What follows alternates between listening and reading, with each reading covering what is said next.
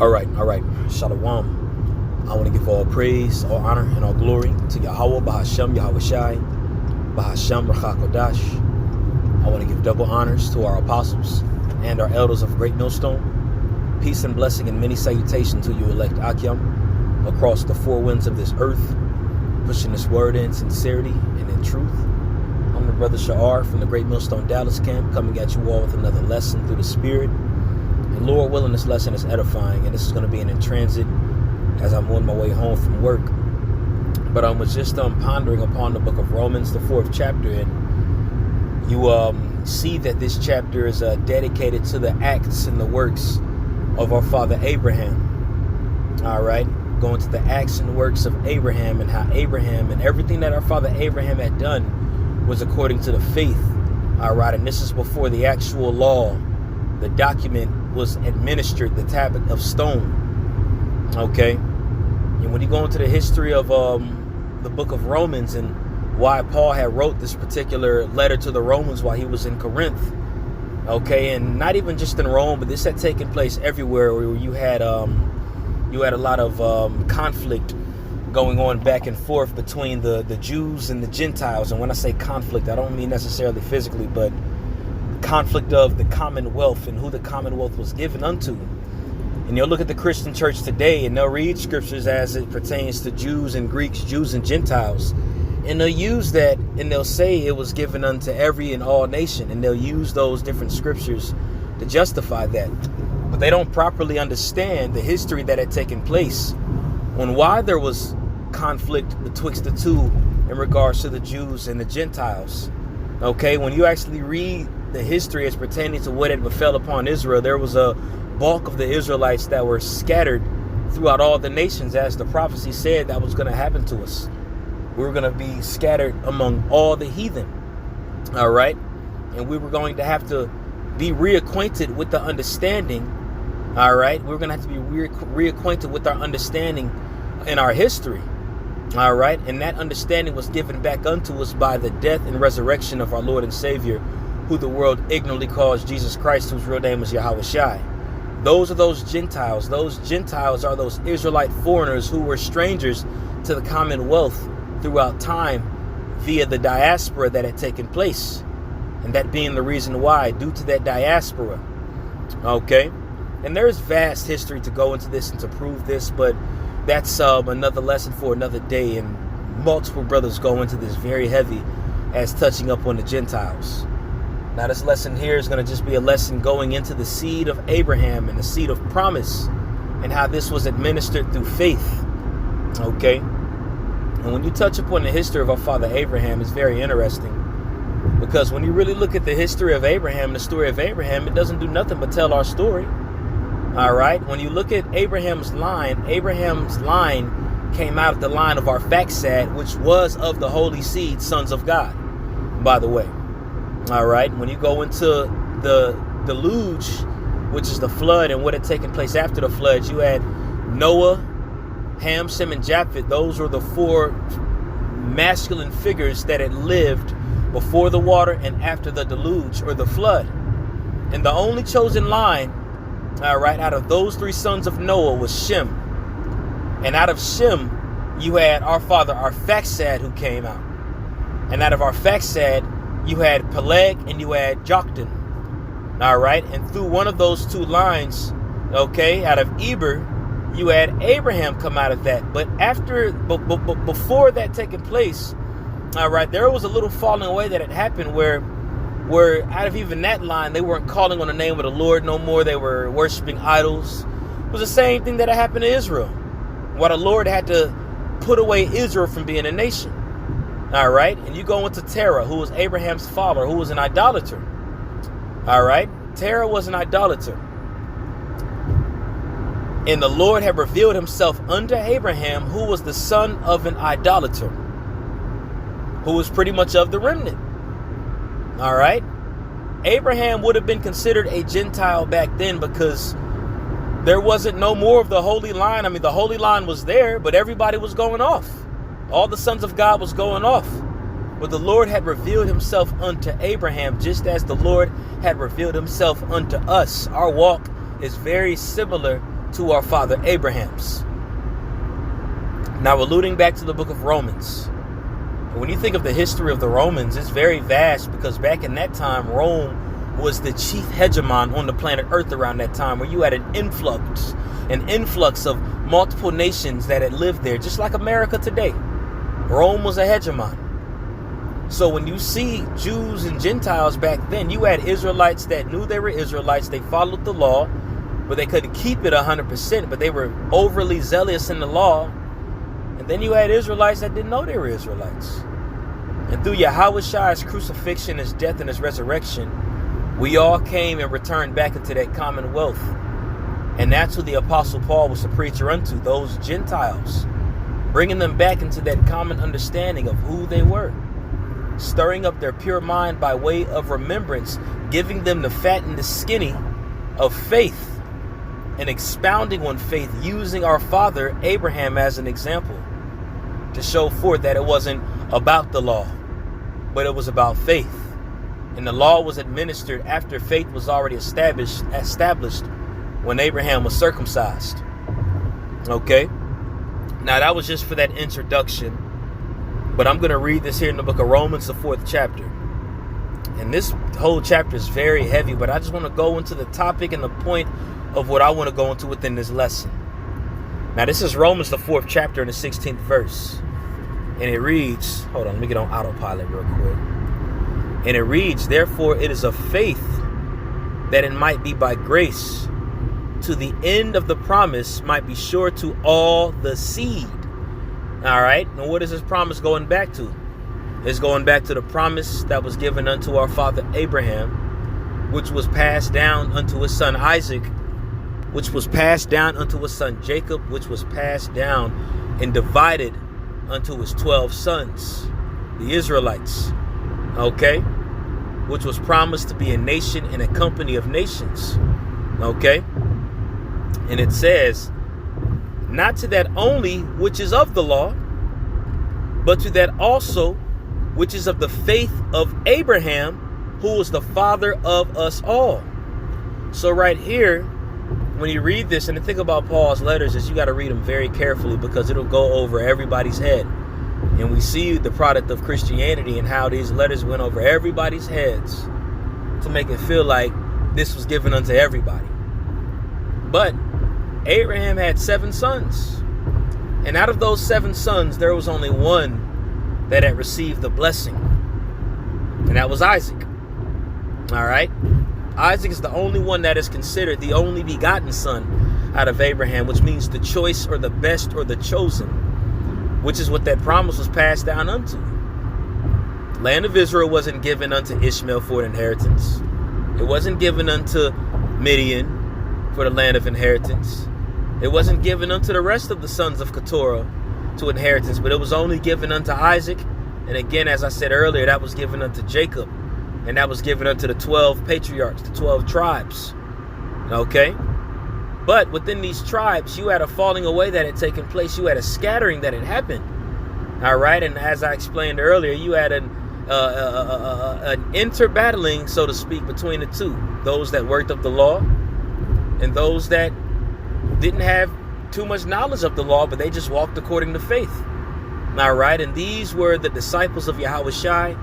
And then you had those that were so-called masters of the law. All right. And you find a lot of those, I don't want to say battles, but a lot of that conflict take place between the two when you read the scriptures, going into the letter of faith and the letter of the law. All right. And Paul was alluding to Abraham as the father of faith, going into how before he was circumcised, he already had faith in the Most High, and that circumcision was a sign of his faith. Okay. He was already counted faithful. He was already given the promise before he was circumcised. And this was the argument. And this is what Paul was expounding and expressing when you go into this letter right here. Okay? But again, it said this. We'll read this again. It said, not to that only which is of the law. All right? And who was the law given unto? It was given unto the Israelites. But were all the Israelites able to keep the law? No. There were certain Israelites that had actually got casted out of the congregation because they couldn't keep the law. All right? You think those Israelites that didn't know they were Israelites in Rome were keeping Passover before they woke up, they were Israelites? No. But when you look at the law, if you didn't keep the Passover, you were cast out of the congregation forever. So there were a lot of Israelites floating around that were calling themselves Romans, calling themselves Corinthians, calling themselves Thessalonians, calling themselves Colossians, calling themselves Galatians, okay, and so forth. They was calling themselves all these different nations under the sun because we were scattered there, just like you had Israelites calling themselves Americans over here. We were Americans before we woke up to the fact that they were Israelites. We were Israelites, okay? So that's why Paul had to expound and express, going into not only that which is of the law, but also those which is of the faith of Abraham. All right, because again, looking at Abraham's walk, Abraham's father was an idolater. If you would have really went according to the law, Abraham should be through. Okay? Abraham should be through if you look at the workings of the law, because Abraham's father was an idolater, which means that Abraham's father, if he was of the line of Israel, which the line of Israel came from him, but just for argument's sake, he would have been casted out of the congregation, which means that Abraham wouldn't have had anything to do with the law. Okay? But the Most High found Abraham faithful and worthy through his faith and the fact that he believed. All right? And that's how the Lord looks at his chosen. And that's the true distinction between those that work the law and those that are the seed of Abraham, is faith. Of course, we're going to keep the law to the best of our ability. Okay? Because the scriptures say, through faith shall we make void the law. God forbid, for we establish the law. But it's ultimately about faith. And the seed of Abraham is going to be showing the faith as what we're doing. Okay? Now, does that mean that the seed of Abraham can be everybody? Absolutely not. If that was the case, the promise wouldn't stand. As I explained earlier, the promise was only given unto Abraham, Isaac, and Jacob. All right? Now, I'm going to continue this in verse 17. I'm going to jump back to where we can find this promise. Okay? Verse 17 says, as it is written, I have made thee a father of many nations. Now, Christianity will look at this and say, see, it's talking about many nations, all the nations. But in order to truly understand this, you have to go into the account where this was written at. Okay? It says, before him whom he believed, even the Most High, who quickened the dead and called those things which be not as though they were. All right? And that was the thing before. If you really want to go according to the law, we should all be dead. We should all be condemned. Okay? But the beautiful thing about faith is it bypasses the law. The Spirit bypasses the law. All right? Because if you go according to promise, it was already written in the promises that we were going to have to be scattered and serve captivity under the heathen. And we were going to find ourselves in the land that we had served captivity and call back on the Lord. And that was all going to be done through faith. But it was written in the book of the law, which shows you that faith transcends and oversees the law. Faith in the Spirit transcends that because it was already written in the law what was going to take place into the seed of Abraham. Okay? Now, earlier I said I was going to touch up on where it says he shall be a father of many nations. All right? And then this is also going to be touching up on the seed of promise that was going to follow after the workings of Abraham, which is through faith. All right. So in order to find this here, let's go into the beginning, into the records, the book of Genesis, the 15th chapter, in the first verse. I'm going to start from the top. And it reads, after these things, the word of the Lord came unto Abram in a vision, saying, fear not, Abram. And this is before Abraham's name was changed to Abraham. All right. Abram means exalted father. And after his name was changed to Abraham, it means a father of a multitude or many nations. It says, I am thy shield and thy exceeding great reward. And Abram said, Lord, Yahweh Bahashim Yahweh Shai, what wilt thou give me, seeing I go childless, and the steward of my house is the Eleazar of Damascus? Because remember, you can even read about the promise given unto Abraham in Genesis 12, where he was told to leave Ur of the Chaldees and go into the land of Canaan. Because that's where the Lord told him that he was going to have a seed that was going to be a company of seeds, company of nations. But right here, Abraham said, look, I go seedless. Okay, and this is what the Lord told to Abraham in verse 3.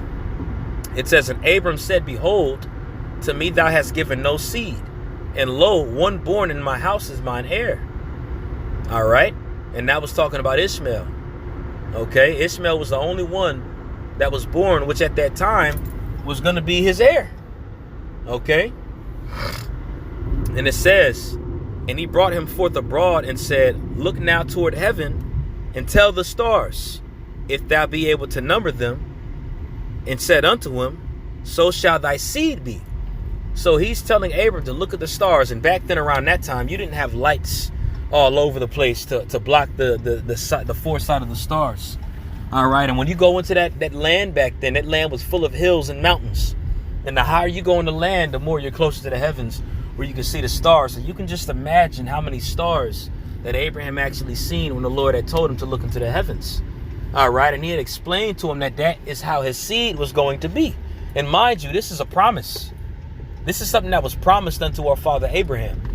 Okay, now I'm going to continue to read, and it says, Salakia, it says where I left off at, and behold, the word of the Lord came unto him, saying, this shall not be thine heir, talking about Eleazar of Damascus, but he that shall come forth out of thine own bowels shall be thine heir.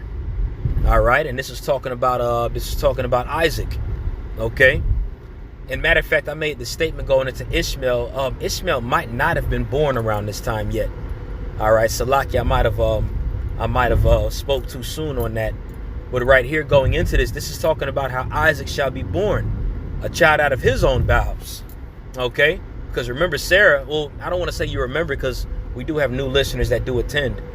But his wife Sarah, who was a noble woman, who was promised unto Abraham, couldn't bear seed.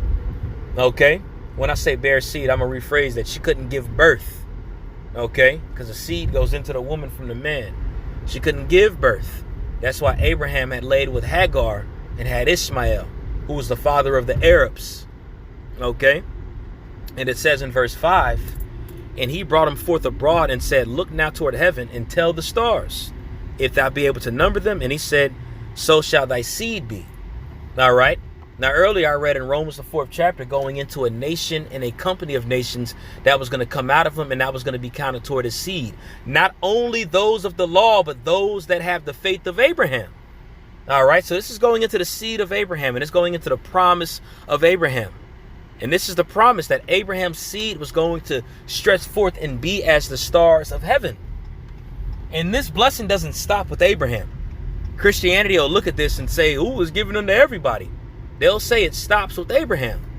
All right, but they don't continue on to this, because it was very important that the Most High had to expound and express that out of his bowels there was going to be one that was going to be chosen, that was going to come out of him. And that was Isaac, all right, who's the father of Israel. Okay. Now, verse 6 says this, and he believed the Lord. Check this out. This is going into the faith of Abraham. This is another reason why the Most High had so much favor toward Abraham, because Abraham believed. Abraham believed, man. Okay. So it says, and he believed in the Lord, and he counted it to him for righteousness. So just because Abraham had believed, he had counted that toward righteousness, man. All right. Now, does that stop with Abraham? Absolutely not. It doesn't stop with Abraham. Abraham acts as an example of faith and so forth. If you believe, the Most High will deal with you as righteousness. And only this type of faith, only this type of belief can only be distributed unto his children, unto his seed. How do we know that? Let's read back to what was read in Romans. Okay. Romans chapter 4, verse 18. It says, who against hope believed in hope, that he might become the father of many nations. And this is talking about the nation of Israel, which was promised to be as the stars in heaven and as the sands in the sea. It says, according to that which was spoken, so shall thy seed be. And this was just read earlier in Genesis 15. And being not weak in faith, he considered not his own body now dead. All right, because remember, Abraham was 100 years old. All right, and when you 100 years old, man, I mean, back then around that time, you might as well could just consider having children through. Okay? Now, back in the ancient world, before that, it was a little different because we lived longer. But this is around the time when the Most High shortened the days of man to around 120 years. Okay? So Abraham was damn near 100 years old. That's why it says he considered not his own body now dead when he was about 100 years old, neither yet the deadness of Sarah's womb. All right, because Sarah was 10 years younger than Abraham. Okay? And she was old in age, especially to bear a child, to bear a son. It says he staggered not at the promise of the Most High through unbelief, but was strong in faith, giving glory to the Most High, being fully persuaded that what he had promised, he was able also to perform. Okay? So this is a promise that was given unto Abraham.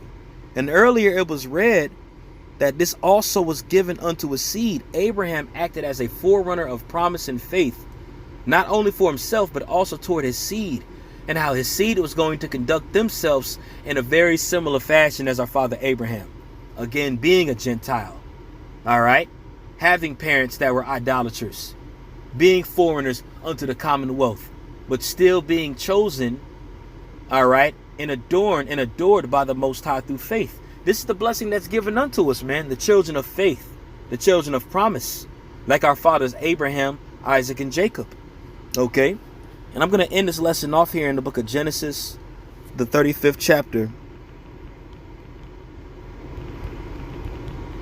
Because again, a lot of Christians will stop at Abraham and say, that's it. Okay? But Paul expounded on Abraham and went into the seed of Abraham. But that doesn't mean that Paul didn't understand that the promise was given unto Isaac and given unto Jacob. How do you know that? All you got to do is read Galatians, the 3rd chapter in the New Testament. Okay? And maybe I'll do that lesson next if it's the will of the Lord. Okay? But it's the book of Genesis, chapter 35, verse 11. All right? Matter of fact, I'm going to start at verse 10. And it reads, and the Most High said unto him, thy name is Jacob, which is the grandson of Abraham. Thy name shall not be called any more Jacob, but Israel shall be thy name. And he called his name Israel, which means he is a prince of the power. Yashar Allah. He is a prince of God. And the Most High said unto him, I am the Most High, God Almighty. Be fruitful and multiply. Because again, it was promised that Abraham's seed was going to be as the stars of heaven. So the only way that their seed could be as the stars of heaven would be that they had to be fruitful and multiply. And this is what the Most High told Jacob, to be fruitful and multiply, right? Because what? Abraham was fruitful. Okay?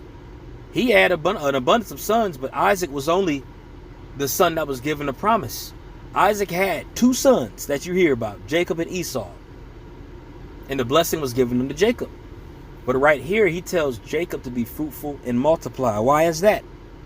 It says, a nation and a company of nations shall be of thee, and kings shall come out of thy loins. And these are the same nations that were blessed that you read about as pertaining to Romans, the 4th chapter and the 17th verse.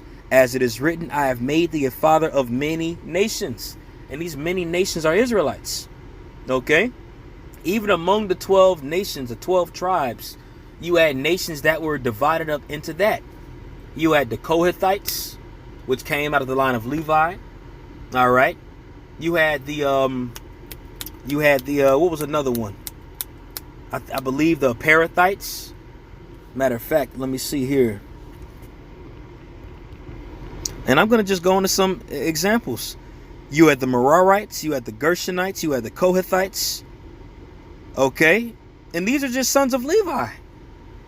And among all the 12 tribes, you had numerous sons that had nations named after them, man.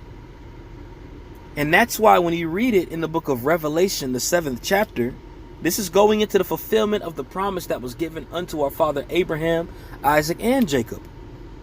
But Genesis 7 and 9 says, after this, I'm sorry, not Genesis. Revelation 7 and 9 says, after this I beheld, and lo, a great multitude, which no man could number. Why is that? Because they were numbered as the stars of heaven. And you can't number the stars of heaven. What did the Most High say to Abraham? Man, I know I keep jumping back and forth, but this is really hitting home. But when you read this back in Genesis 15, what did the Most High tell Abraham? Okay, he said in Genesis 15:5, and he brought him forth abroad and said, look now toward heaven and tell the stars, if thou be able to number them. And he said unto him, so shall thy seed be. So jumping back to Revelation 7, it says, and this I beheld, and lo, a great multitude, which no man could number. All right, Abraham couldn't number the stars in heaven. All right, it says of all nations and kindreds and people and tongues. And this ain't talking about the whole world. This is talking about the nations that were promised that were going to come out of the bowels of Abraham, Isaac, and Jacob. The nation and the company of nations that were going to be given unto Jacob. Those were all the nations that the promise was given unto. Okay? And when you go into this word kindreds here, it says phula. And when you go into this word phula in the Greek, all right, what does it say? In the New Testament, all the persons descending of one of the 12 sons of the patriarch Jacob, going back into the promise that was given unto Jacob in Genesis 35. And the only way to believe this is through faith. The only way to really believe this is through faith. And that's why we're so adamant and so on fire, starting with our apostles and elders on down, going into this, because we are the children of that promise. We are the children of Abraham through faith. And we took hold of the promise. We talk about the promise. We expound on the promise. The thing about Christianity, they don't go into the promise. They don't go into the promise. All right. But going back to what was read earlier, matter of fact, I think that might have been the point in Genesis chapter 35. Yeah, that was pretty much the point, you know. And that lesson was a little bit longer than I intended to be. But I mean, that was just the spirit. But I'm going to end it off on that. Lord willing, this lesson was edifying. I want to give all praise, honor, and glory to Yahweh, Bahashem Yahweh Shai, Bahashem Rakakwadash. Double honors to our apostles and elders, Great Millstone. Peace and blessing and many salutations to you elect Akim across the four winds of this earth, pushing this word in sincerity and in truth. Those that believe, Shalom.